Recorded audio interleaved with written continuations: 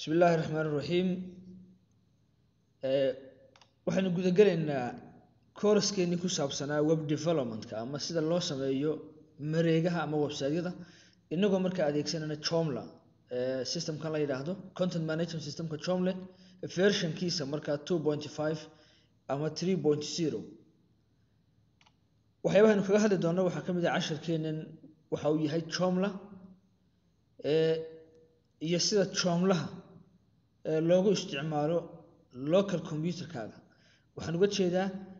marka website la sameynayo marna computer-kaaga oo offline ayaa lagu sameeyaa marna isagoo online site-ka la sameeyaa waxaanu eegaynaa markaa sida isagoo offline computer-kaaga Joomla loogu isticmaalayo waxa kale oo eegi doonaa halkee laga soo download gareystaa Joomlaha iyo WAM server oo noqon doona ka u suura gelinaya computer-keenu inuu rangarayn karo ama kicin karo Joomlaha waxaanu eegi doonaa sidee Joomlaha loogu configure gareeyaa local host folder waxaanu eegi doonaa sidee markaa Joomlihii isagana faylashiisi loogu install gareeyaa folder-kii aad samaysatay markaa intayna hadaba guda gelin hawsha practical-ka ah muxuu yahay Joomluhu Joomluhu had iyo jeer waxa la yiraahdaa waa software server side waa application server side maxaan uga jeedaa server side website-yada waxa lagu sameeyo waxa kamid ah barnaamijkan la yiraahdo HTML hypertext markup language-ka HTML-ku isagoo aan application kale u baahnayn ayaad notepad ku qorataa dabadeed waad rangareysaa browser-ka ayuunba toos u akhriya uma baahna application kale oo had iyo jeer si rangareeya Joomluhu wuxuu kaga duwan yahay sida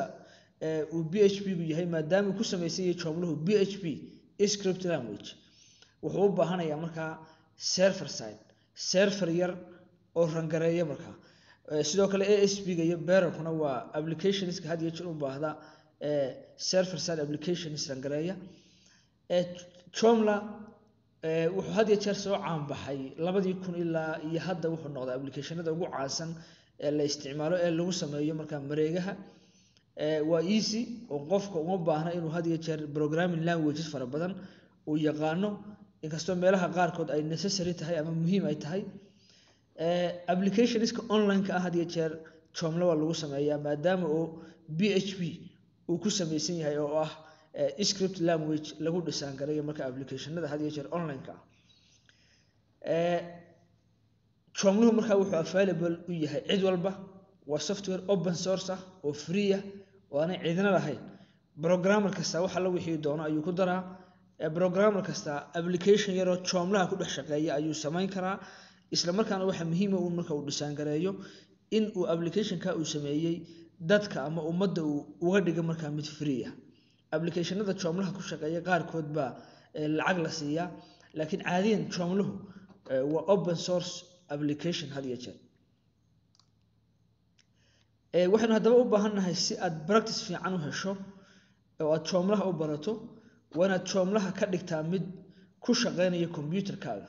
ama local host-kaaga oo browser-kiisu uu ka soo akhrisan karo computer-kaaga hard drive-kiisa ama local host-kiisa had iyo jeer maxaynu hadaba u baahanahay si aynu taa u sameeyno saddex waxyaabood baynu u baahanahay maadaama oo aynu niri Joomluhu waxa weeyaan waa application server side waxaan u baahanahay web server la yiraahdo Apache markaad hesho waxaad u baahan tahay markaa database-kii isagana MySQL-ka yaad isagana hesho MySQL-kii markaad hesho isagana waxaad u baahan tahay markaa script language-kii PHP-ga oo isagana markaa programming language-kii Joomluhu ku shaqeynayay isagana hesho ayaa muhiim ah hadaba waxyaabahaas oo dhan Apache MySQL iyo PHP waxa isku wata oo aad ka helaysaa markaa package-ka la yiraahdo SAM ama WAM labada hadba kii aad hesho ayaad download gareysanaysaa waa server side application rangareynaya Joomlaheeni isaga markaa Apache iyo PHP-gi iyo MySQL-kiiba inoo wata ka marka aad hesho Joomlihii baad soo download gareysanaysaa dabadeed waa la install gareynaya dan waxa ku xigi doona markaa configuration inaad Joomlihii configure gareyso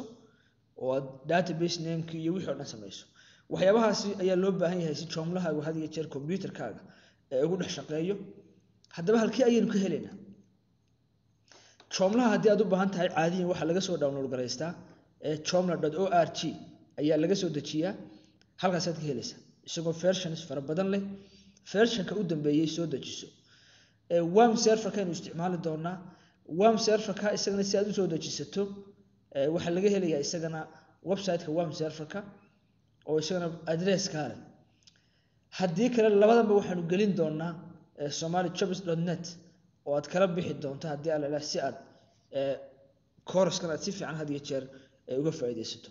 waxaan haddaba toos u samayn doonaa imika waxaanu soo download garaysanay wormkii iyo joomlihii waxaan isku daynaa markaa haddaba inaynu install garayno resourceskii aad haysatay oo dhan waa kuwan intaanaynu haysanaa imika waxaanu haysanaa joomla 3.2 waxaanu haysanaa worm serverka sidii caadiga ahayd baa loo install garanayaa waa double click then next baad haynaysaa si aad u install garayso waxa daba laga doonayaa worm serverkii soo u shaqeeyo serverkan had iyo jeer waa inuu mid ranina noqdaa worm serverka la install gareeyo waxa laga helayaa markaad start tagto halkaas waxaad ku qortaa worm waxaad helaysaa markaa start worm server waa kadib marka aad install garayso waxaad ku dhufataa start worm server nacam serverkii kici ha noqdo mid running ah ka markaan ku dhufto worm serverkii baa halkan imanaya haddaan dulgeeyo mouse-kayga saad ka arkayso worm serverkayga imika waxa weeye markaan dulgeeyo waxa soo baxaya waa server online haddaan click siiyo on boot offline idhaahdo that means worm serverkaygii ma aha mid running ah ma shaqaynayo offline buu yahay joomlihii markaa rangaroobi maayo waxaanu sameynaynaa marka haddaba marka aad soo kiciso worm serverka hal mar click sii waxaad tiraa boot online nacam online ha noqdo mid shaqaynaya ha noqdo worm serverku dabeed wuxuu noqon doonaa markaa online alright haddaba meesha joomlaha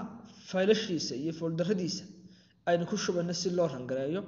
waxaa la yidhaahdaa start baa la tagaa waxaa la gelayaa markaa computer ama my computer hadba ka aad haysato dabeed waxaad soo gelaysaa markaa c drive-kaaga double click dabadeed worm serverku wuxuu sida ku dhex samaysanayaa folder la yidhaahdo worm faylashii joomlaha ee aad doonaysay in computerkaaga localka ay ku dhex shaqeeyaan ayaa folder ka sii mid la sii geyn doonaa waxaan furayaa markaa worm server folderka markaa aynu faylasha joomlaha dhex gelin doono waxaa la yidhaha markaa www kaasaan markaa laba jeer kusii dhufanaya halkana markaa lasoo dhex dhigaya folderadaadii faylashii joomlaha ee aad doonaysay in ay computerkaaga ku rangaroobaan waxaan sameynayaa markaa folder cusub ayaan halkan ku samaysanaya right click baan sameynayaa waxaan leeyahay new folder waxaan dooranayaa markaa folder waxaan u bixiyay waxaan u sameynayaa ka soo qaad website-kan waa website-kii Somali Jobs dabeed enter baan folderkaasi wuxuu noqon doonaa ka aynu joomlaheeni dhex keeni doono markaa laba jeer ku dhufo dabadeed haddaba folderkii joomlaha ayaad soo download garaysatay meesha uu ku yaalay ayaa tegaysaa waa kan package-kii markaa joomluhu package-ka markaa joomlaha ee halkaa inoo yaala waxaad ku dhufataa markaa right click waxaad tiraa extract files waxaad halkan uga sheegi kartaa folderkii markaa lagu extract gareynayay waxaa la leeyahay sida gee waxaad sii geysaa markaa wormkii dabadeed folderkii la odhan jiray www sii gee waxaad sii geysaa markaa meeshii la odhan jiray Somali Jobs dabadeed waxaad leedahay markaa okay sida ku muuqata markaa wuxuu kala furfuraya faylashii joomlaha ee aad joomla.org ka soo download garaysay ayuu kala furfurayaa si markaa uu uga dhigo markaa faylal ku rangaroobaya markaa worm serverkeena alright wuxuu inoo dhameeyay markaa faylashii haddii aanu markaa folderkeenii soo galno la odhan jiray Somali Jobs oo aynu ka soo galno start computer cd aynu galno wormkii aynu laba jeer ku dhufanno www aynu laba jeer ku dhufanno Somali Jobs aan laba jeer ku dhufto waxaan arkayaa fayraskii joomlaha oo uu shaqeynaya si haddaba aan u hubiyo inuu soo kacayo joomlahaygii waxaan sameynayaa waxaan jeegaranayaa worm serverkayga inuu ran yahay markaan durgeeyo waa online waxaan gelayaa markaa browserkaygii baan gelayaa kuu doonaba ha noqdo halkaa waxaan ku qorayaa markaa local host waxaan raacinayaa website-ka magacii aad siisay waa Somali Jobs inta markaa aad siisay waxaad leedahay markaa enter sida halkaa ka muuqata waxay noo soo kacay joomlaheennii waxaan ku configure garoonay ku shubnay folderkii worm serverkeena casharkeena ku xiga waxaynu eegi doonaa sida configurationka loo sameeyo haddii la yiraahdo database-kana loogu xidhayo markaa joomlaheena